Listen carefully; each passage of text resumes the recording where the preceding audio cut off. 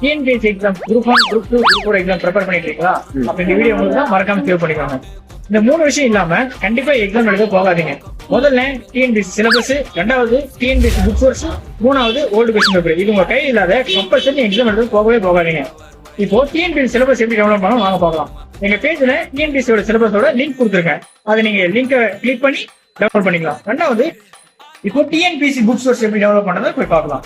முதல்ல குரோம் போயிட்டு குரோம்ல TN book அப்படின்னு போட்டீங்க அப்படின்னா ஒரு பேஜ் ஓப்பன் ஆகும்.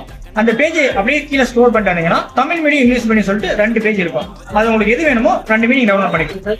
இதுல 6th to 12th வரைக்கும் உங்களுக்கான எல்லா புக்ஸுமே அதுல இருக்கும். டிஎன்பிஎஸ்சியோட ஓல்டு கொஸ்டின் பேப்பர் எல்லாம் டவுன்லோட் பண்றது எப்படின்னு வாங்க பார்க்கலாம். 2010ல இருந்து 2025 வரைக்கும் நடந்த டிஎன்பிஎஸ்சியோட எக்ஸாமோடைய எல்லா கொஸ்டின் பேப்பரும் எங்க கிட்ட அவைலபிளா இருக்கு. உங்களுக்கு வேணும்னா PYQன்னு சொல்லிட்டு டிஎம் பண்ணுங்க. ஃபாலோ பண்ணாதவங்க ஃபாலோ பண்ணிக்கோங்க. டைரக்டா உங்களுக்கு லிங்க் வந்துடும். அதை நீங்க லிங்கை கிளிக் பண்ணி